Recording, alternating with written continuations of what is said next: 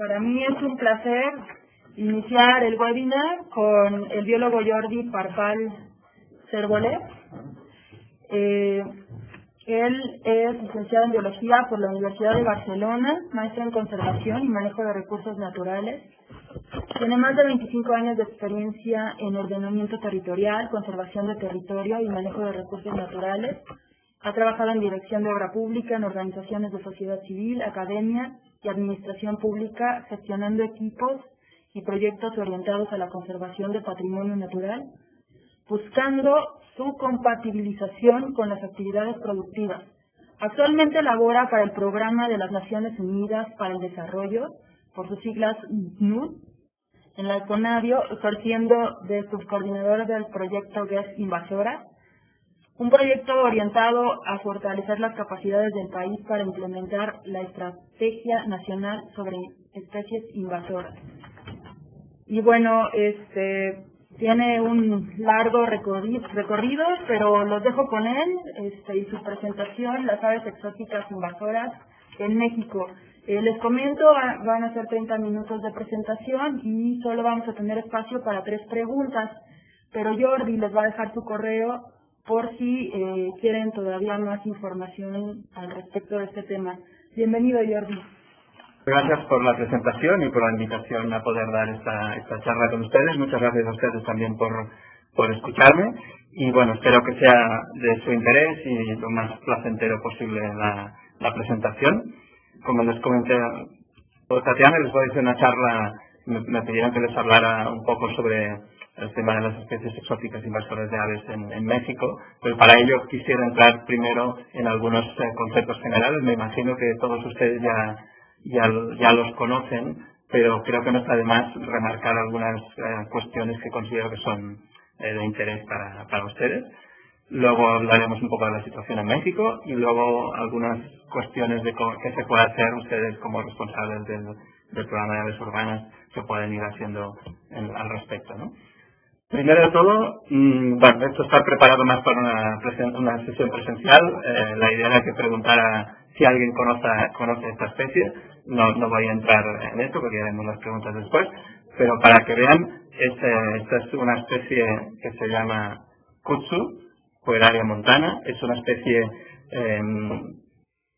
que es altamente invasora en gran parte del mundo. Su origen, como ven en el mapa, es en la China, pero es una especie que se ha utilizado mucho. Por ejemplo, ahora que está bastante en boga el tema de las plantaciones de palma de aceite, es una especie que se utiliza mucho como cobertura del suelo porque es una leguminosa, entonces aparte de frenar la erosión, pues también genera aporte de nitrógeno y bueno, es una especie que se ha utilizado bastante en gran parte del país, sobre todo en zonas tropicales, pero si ven la imagen siguiente, puede llegar a expandirse de una manera tan radical que, como esta imagen que ven aquí, ¿no? A cubrir completamente los bosques. Esta imagen, por suerte, no es en México, pero sí en Estados Unidos. Normalmente es un tema muy importante que hay una ausencia de los mecanismos de control de las poblaciones que tienen las especies nativas, ¿no? En este caso de depredadores, por ejemplo, ¿no? Entonces, también para ponerles un poco en contexto por qué es importante trabajar en estas cuestiones, aquí les pongo unos datos también vinculados al Kudzu, que es, por ejemplo, el costo de control de esta especie en Estados Unidos. En cada año se gastan entre 500 y 5.000 dólares por hectárea para controlar esta especie, ¿no? Y las pérdidas económicas que producen en el sector forestal pues puede llegar a ser de hasta 500 millones de dólares, ¿no? Entonces estamos hablando de una magnitud súper importante de los efectos de estas especies, ¿no? Hay otros ejemplos, antes de entrar en el tema de las aves, hay otros ejemplos conocidos como por ejemplo el tema de los plecos, unos peces exóticos que se soltaron en la presa del Infernillo, en la cuenca del Balsas, y que generaron la pérdida de más del 80% de las capturas de las poblaciones piscícolas que había allá. En este caso era tilapia, que también es otra especie exótica, pero bueno, era el recurso alimenticio de mucha gente, y esto generó un éxodo importante de más de 40.000 familias que vivían de la pesquería en esa zona, ¿no? Otro ejemplo también muy conocido es el de la palomilla del nopal. En este caso es un ejemplo exitoso, porque a finales de los 90 se detectó la presencia de esta palomilla en Isla Mujeres. Es una palomilla que se comen, las larvas de la palomilla se comen los nopales. Está muy presente en Cuba y pasó a Isla Mujeres. Imagínense si esta especie, si estas larvas se hubieran expandido por todo México, ¿no? Las pérdidas cuantiosas económicas que se podrían haber generado con las pérdidas del nopal, ¿no? En este caso se detectó rápidamente y se logró controlar adecuadamente, aunque se trata de una especie que está en Estados Unidos a 100 kilómetros de la frontera. Y por tanto se están gastando mucho dinero entre Senacica y Conafor para hacer un sistema de detección temprana para detectarla la primera vez que entra al país y poder controlarla, ¿no? Ya pasamos al tema más de la charla, hablando de las cuestiones de las aves, y entonces les pongo aquí un ejemplo que sería el perico argentino, la Miospisa monachus, que es, como ven aquí, su área de distribución natural es, como dice su nombre, en toda la zona de Argentina, Uruguay, toda la zona de esa, pero es una especie que también se ha expandido muy rápidamente por muchas partes del mundo. Aquí ven una imagen como está muy presente en México, en Estados Unidos, pero también en Europa y en otras zonas, debido sobre todo, luego entraremos con más detalle, a que es una especie muy utilizada como mascota en comercio, ¿no? Entonces la gente la tiene en las casas y cuando se cansan porque hace ruido o por lo que sea, la sueltan o se escapan o así, ¿no? Entonces este es el motivo. Ven en la gráfica de la derecha la curva. Esto es un ejemplo en Florida, como en 30 años aumentó la población rapidísimamente, ¿no? Este sería un mapa que simplemente me pasaron el equipo de NACHE de los puntos con presencia del perico monje en México en 2017.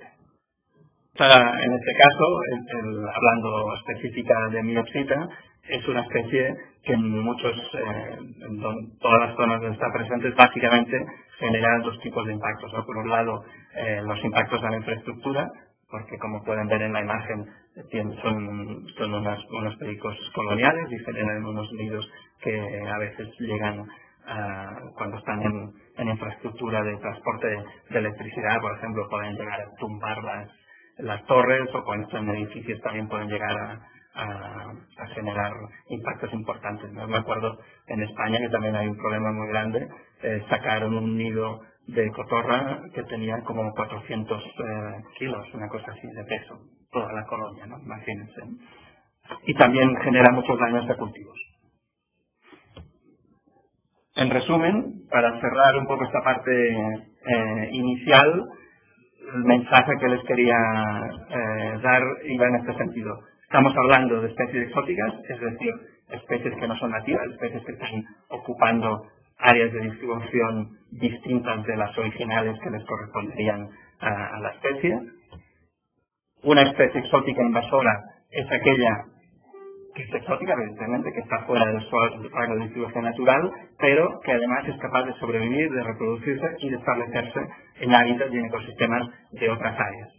Pero hay una coletilla importante que es básica para que podamos estar hablando de que se trata de una especie exótica invasora. Y sería esta que les estoy remarcando aquí en la presentación, y es que además amenazan la diversidad biológica, la economía y la salud pública, es decir, que generan impactos. Hay muchas, lo digo porque muchas veces cuando vamos a dar pláticas al respecto, se nos critica de, es que claro, ustedes son unos integristas que no quieren que haya nada que no sea de la zona donde están trabajando, ¿no? Todo lo que viene de fuera es malo y no sé qué. Y decimos, no, tú te vas pasando por las ciudades, hay muchos árboles que son exóticos y no pasa absolutamente nada, ¿no? Hay muchos animales que son exóticos y no pasa absolutamente nada. El problema es cuando se convierten en plagas y generan impactos. Entonces, cuando sí pasa a ser un tema, incluso puede ser de seguridad nacional, ¿no? Que ahora está tan de moda el tema, la palabra esa, ¿no? Entonces, una cuestión básica también, hablando de especies exóticas invasoras, son las rutas de introducción.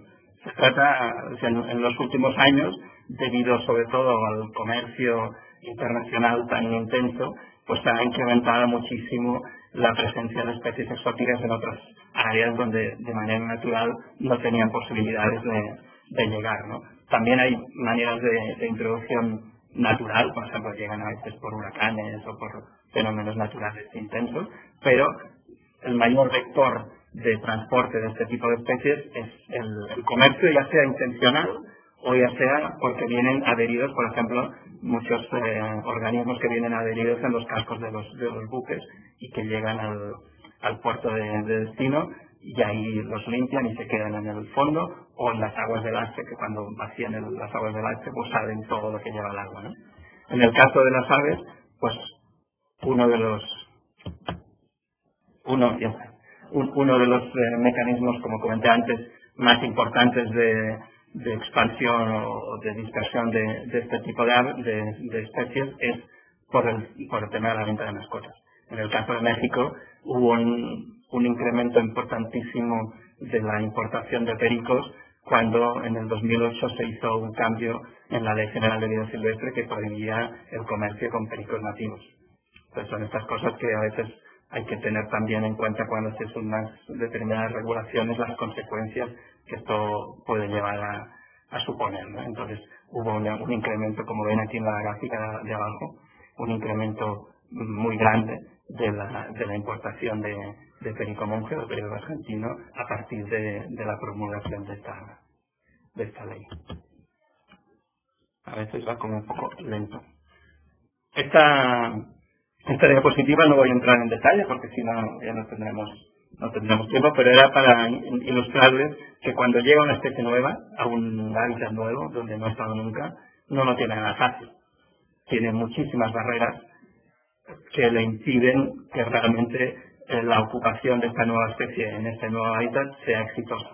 Pero entonces estamos hablando de que realmente de todas las especies exóticas que llegan a México, son pocas las que llegan a pasar todas estas barreras y llegan a establecerse y a generar impactos y poder decir que realmente estamos delante de un problema, ¿no? Y son estas barreras que les pongo aquí, que las tienen que ir superando una a una para poder llegar a la etapa final donde las podemos considerar como especies invasoras, ¿no? Y esto es importante por lo que les comento en esta diapositiva de aquí, ¿no?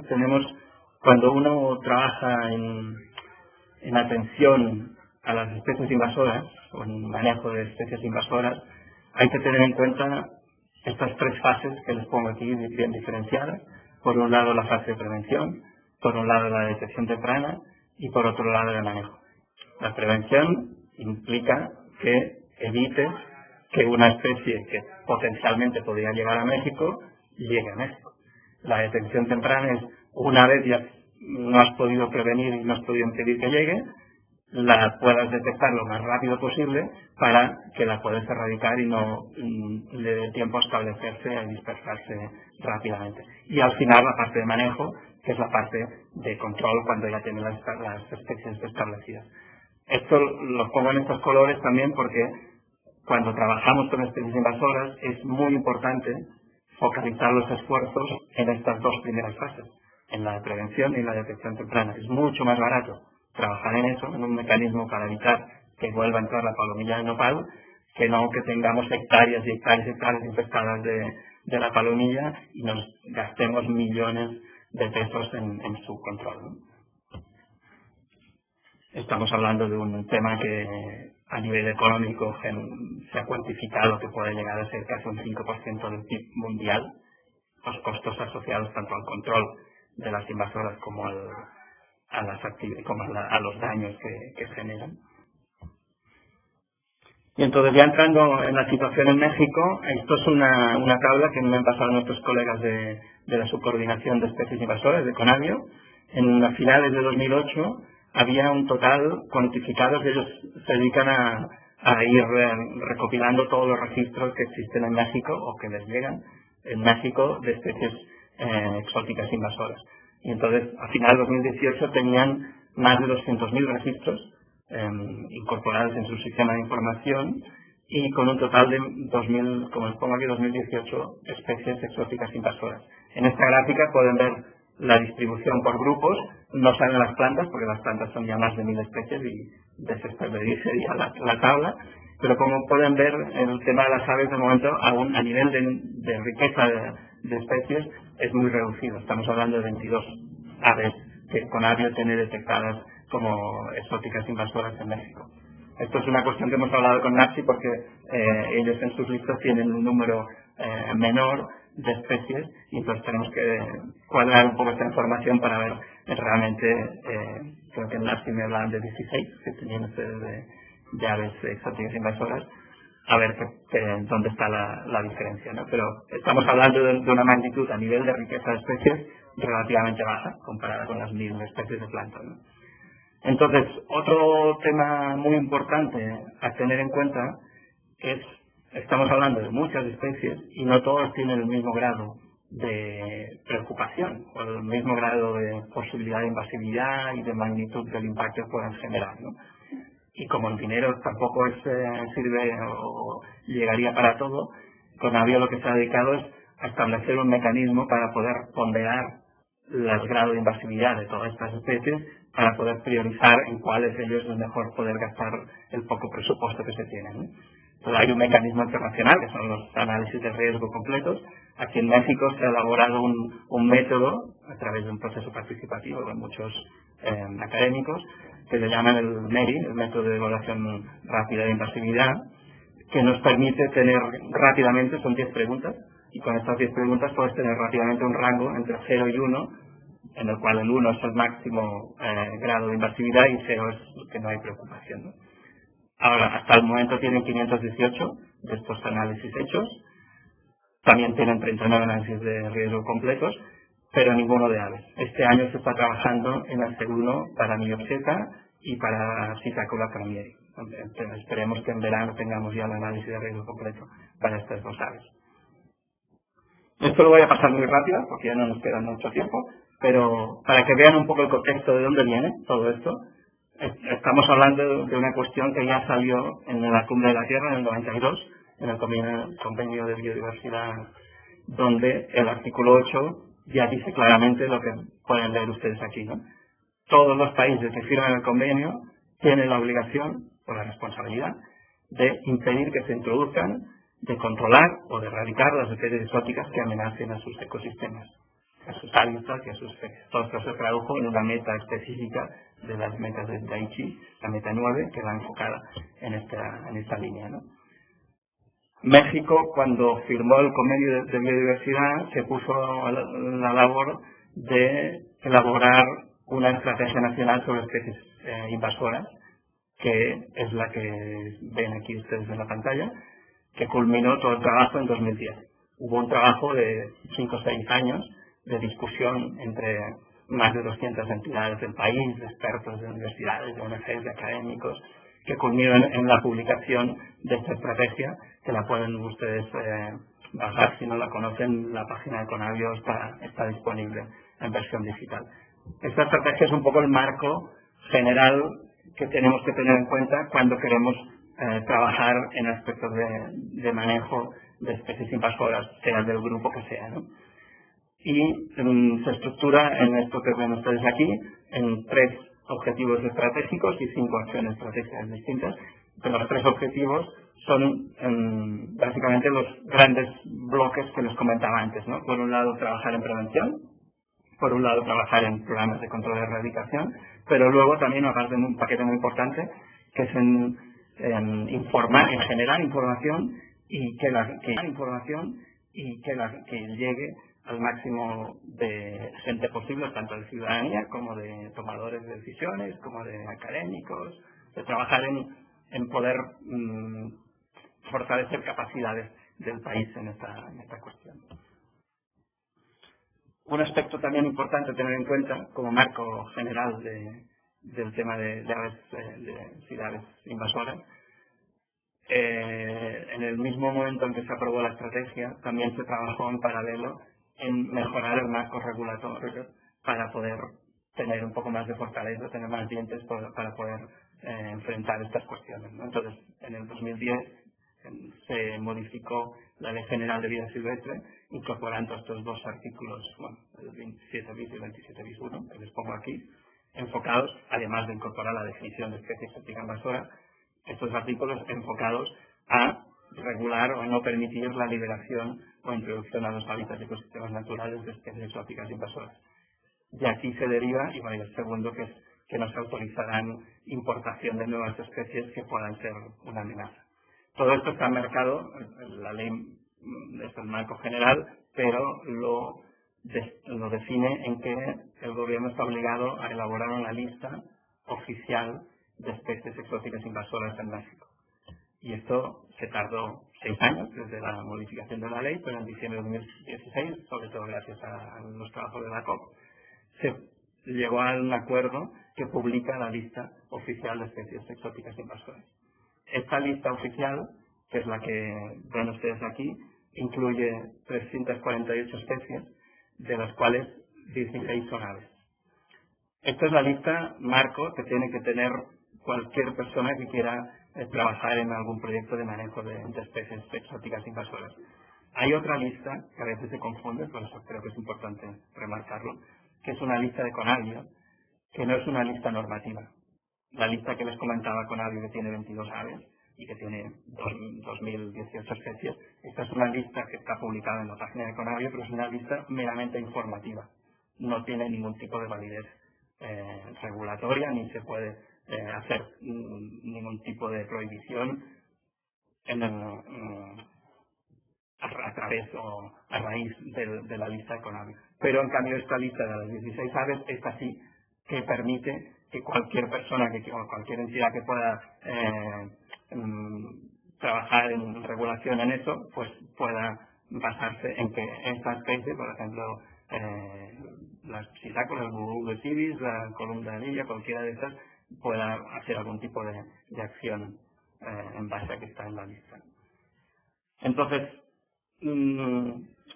ahora les quería hablar un poco de las especies más significativas, de estas 16 que están en la lista. Aquí tienen ustedes las imágenes de algunas de ellas. El número que está dentro de cada una de las imágenes es el número que sale del nivel del MERI que les comentaba antes, del análisis de riesgo rápido. Si estamos hablando, la ponderación va de 0 a 1, si es por encima de 0,75 estamos hablando de un valor de invasividad muy alto, y si es entre 0,56 y 0,75 es un valor alto. Como pueden ver, algunas de estas tienen valor alto, otras es un valor más moderado, pero no deja de que sean especies invasoras igual. Y entonces, otra vez aquí tienen el listado de los elementos que generan que estas especies podamos considerar que son especies exóticas invasoras, ¿no? Por un lado, pues generan competencia con especies nativas, ya sea por ciclos de nidificación, ya sea por alimentación, por lo que sea. Pueden generar depredación sobre, por ejemplo, Bucurus hibis puede llegar a depredar incluso pequeños anfibios o larvas o insectos. Generan a veces muchos problemas de alteración de hábitats por remoción del suelo, por cuestiones de estas. Y básicamente, hablando de aves, los dos principales problemas que generan son daños a la agricultura en muchas de estas especies, sobre todo las de loros, pero esturnos también puede llegar a ¿cómo se llama? Una parvada. Una parvada de aves puede llevar a comerse en pocos días toda la producción de aceitunas de un productor, ¿no? Pero fíjense que son especies que llegan en muchos ejemplares juntos, ¿no? O daños para la infraestructura cuando se trata de aves coloniales, como les comentaba. Y un tema muy importante también, por ejemplo, el tordo o algunos de estos también pueden generar transmisión de enfermedades, como por ejemplo podría ser la gripe aviar, en el caso del faisán, pueden llegar a transmitir enfermedades a las especies nativas, incluso al hombre en algunos casos, no, pero básicamente a las especies nativas. Ya voy acabando, porque dejemos tiempo también para las preguntas. Hay otro tipo de especies que también están en la lista, que también son consideradas especies exóticas invasoras, como las que tienen aquí en pantalla, pero que quizás su magnitud como invasora no es tan importante porque se trata de especies muy vinculadas a la presencia humana, ¿no? Que son, digamos, comensales del hombre, que son la mayoría de las especies que puedes encontrar más en zonas urbanas. No quiere decir que igualmente puedan generar impactos como transmisión de enfermedades. La paloma, por ejemplo, es un vector impresionante de transmisión de enfermedades, pero también pueden generar otro tipo de problemas de competencia como la paloma, la palomilla turca, la de collar. Para que vean una situación, no sé si tienen los mapas de todas las especies, pero puse el ejemplo de esta para que vean que realmente es una especie que está altamente distribuida en el país, y entonces tampoco la atención sobre ellas no puede enfocarse en querer erradicarla del país, porque no tiene sentido, pero sí que tenemos que ir controlando en algunos casos que pueden llegar a generar algunos problemas. Ya para acabar, quedan 3 o 4 diapositivas, hablando un poco de ustedes como responsables del programa de las urbanas, cada una en su ciudad, qué es lo que puede hacer, ya sea a nivel personal como de transmitir toda esta información a su entorno, ¿no? Como les comentaba al principio, la parte más importante es la prevención. Y también les comentaba que la vía de dispersión principal de estas aves son el comercio y las mascotas y eso, ¿no? Entonces, aquí es un ejemplo de una infografía que están preparando los compañeros de UNASE, que me pasaron así sí, está fresquita, pero me gustó mucho cómo está definido aquí los puntos claves, ¿no? Por un lado, infórmate bien, a lo mejor en el momento de comprar una especie, si puedes comprar una nativa que sirva para lo mismo, pues, y es igual de vistosa, y eso, pues puedes buscar la alternativa de utilizar una especie nativa como mascota. Esto no solo para aves, en general. Tienes que asegurarte también que realmente venga de un comercio legal, que no sea capturada ilegalmente. Sobre todo la parte más importante, si tú tienes aves que sabes que son exóticas y las tienes en tu casa, no pasa nada, no hay ningún problema en tenerlas, si son de procedencia legal, pero sobre todo no las liberes y asegúrate de que no se puedan escapar, porque realmente, ya ven, la presencia del perico monje en México ha aumentado desde 2008 ahora de manera exponencial básicamente por escapes de las ciudades, de la gente que las tiene, ¿no? Conocer la diversidad de las especies que tienen. Y un tema, la segunda parte que les quería comentar es la parte más de detección temprana, que es donde ustedes tienen un papel muy importante, ¿no? En registrar todo lo que es, todas las aves que están viendo en sus salidas.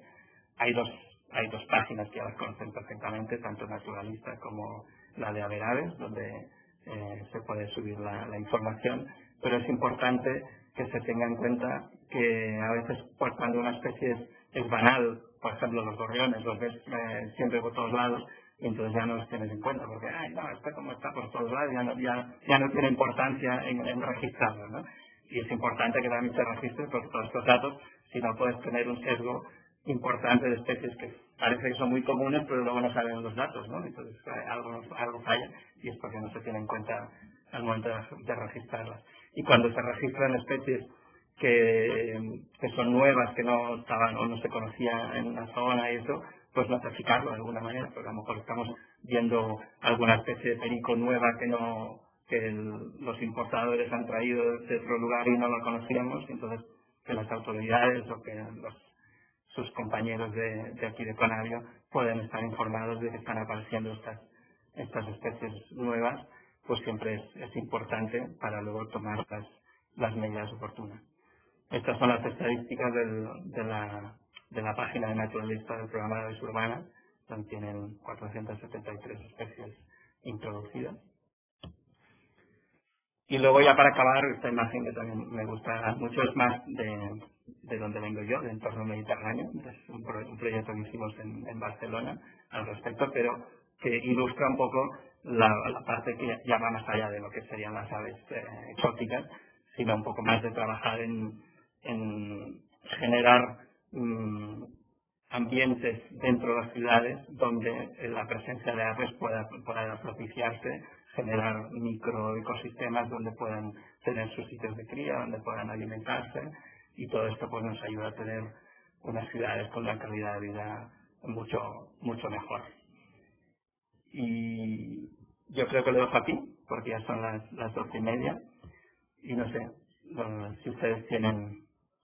Aquí están la página al final con todo el equipo de gente que estamos trabajando en el proyecto de Invasoras, y aquí tienen mi correo electrónico por cualquier cosa, como les comentaba Tatiana.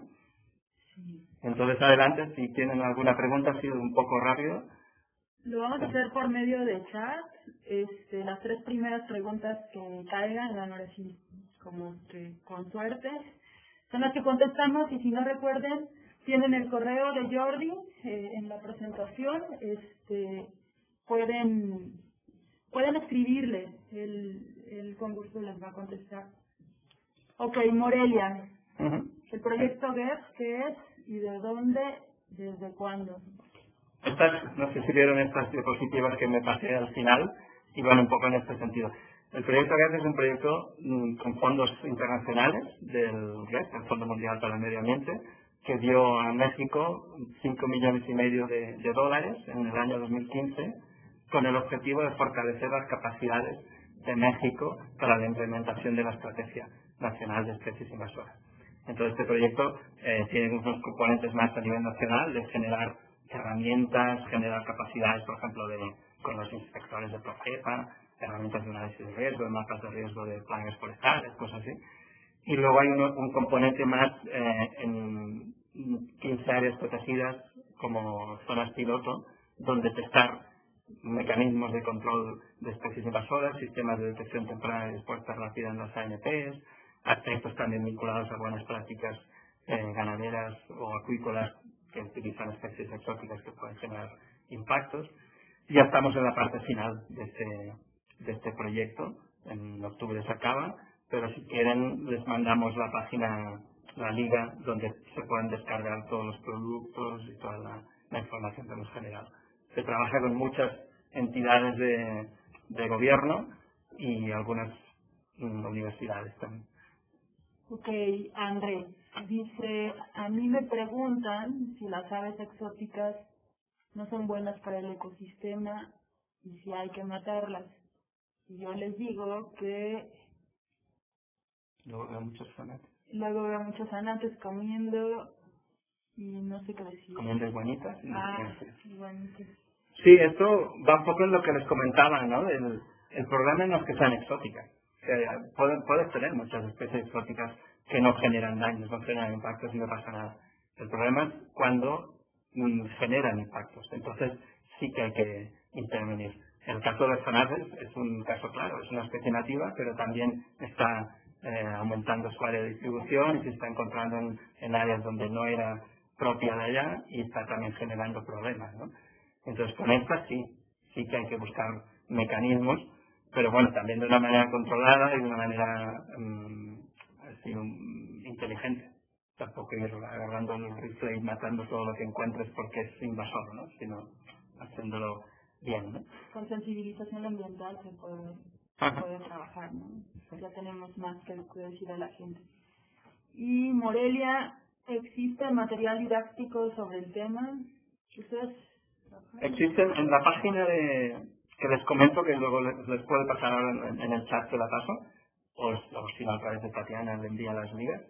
Nosotros hemos elaborado algo de material didáctico, pero más enfocado a algunas ANPs. En Cañón de Sumidero, en Sierra Álamos, en Monterrey hemos elaborado algunos documentos. Ahora nuestros colegas de Conavio están trabajando también en unas infografías que servirán también para informar sobre toda la cuestión. Y bueno, les paso la liga donde hay una carpeta con todo el material didáctico que hemos elaborado. Tenemos también unos imanes y estamos preparando una exposición itinerante sobre el tema. Y sí, se está trabajando bastante en esta línea, ¿no? Bueno, tenemos otros 4 minutos. La otra es la lista oficial, ¿de qué página la podemos descargar? Entendí que la que podemos descargar es la de Conavio, pero no, o sea, están las dos. La de Conavio la puedes descargar en la página de Conavio y la de Semarnat se puede descargar en la página de Semarnat. Si quieren, todo esto lo recopilo ahora y tú les puedes enviar un correo con todas estas ligas donde pueden bajar toda esta información. Además, recuerden que esto se está grabando, entonces la presentación la van a poder volver a ver las veces que quieran.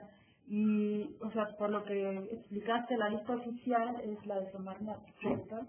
La lista oficial de Semarnat, hay una página específica donde la puedes descargar, pero aparte, en esta misma página está especie por especie. Y entonces, si tú das la liga de la especie, se te abre la ficha donde sale toda esta información, el nivel de invasividad, de dónde es, qué impactos genera, qué métodos de control, sale toda la información para cada una de las especies. Okay. Es la que se publica en el diario oficial, sí. Se publicó el 7 de diciembre de 2016 en el diario oficial. Adrián, ¿qué podemos hacer ante las filas de jaula que traen algunas personas en la espalda? Ahí viene, por ejemplo, Miopsita, las estreptopelias. ¿Qué hacer ante esta situación? ¿Realmente ayuda una denuncia en Coserpa? Una es la teoría y la otra la práctica.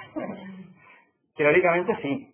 O sea, teóricamente se debería denunciar y deberían tomar cartas en el asunto. Lo que pasa es que, bueno, esto es un poco largo, pero bueno, sí tengo... Yo te digo cuando. Okay. Inicialmente la intención de la ley de vida silvestre para publicar la lista era que esta lista fuera suficiente para que Procepa pudiera tener suficientes motivos para poder intervenir en casos de que encuentren a alguien llevando una miopsita, por ejemplo. Al final no fue así. Al final se aprobó un acuerdo que dice que es una lista informativa sobre las especies que se pueden considerar como exóticas invasoras en México.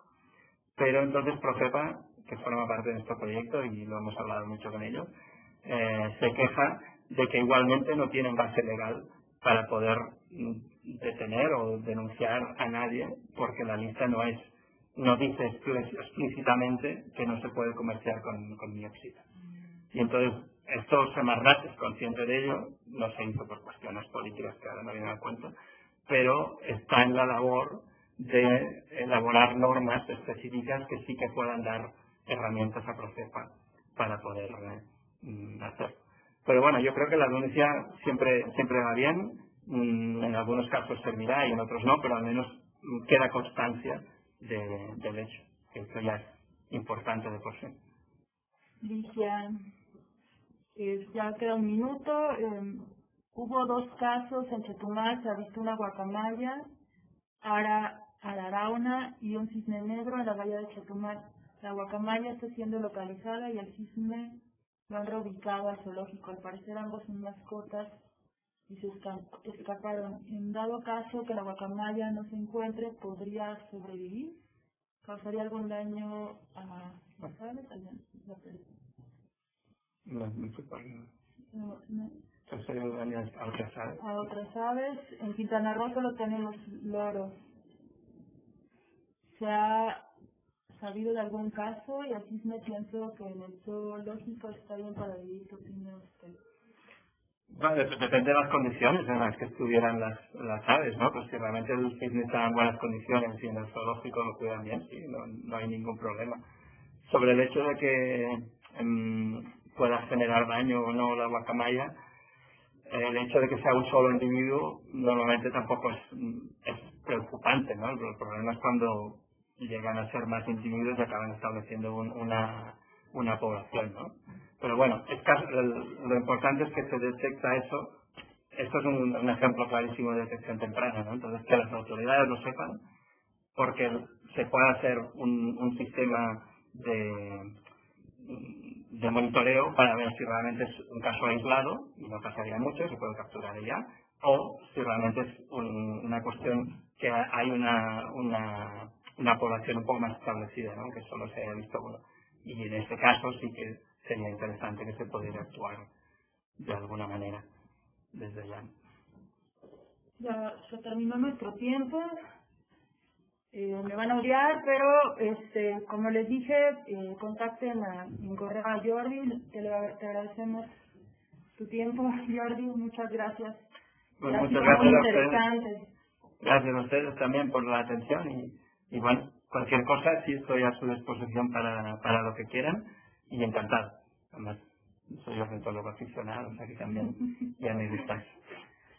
Perfecto. Bueno, pues me despido de ustedes. Nos vemos el próximo webinar. Lo tenemos para el 28 de febrero.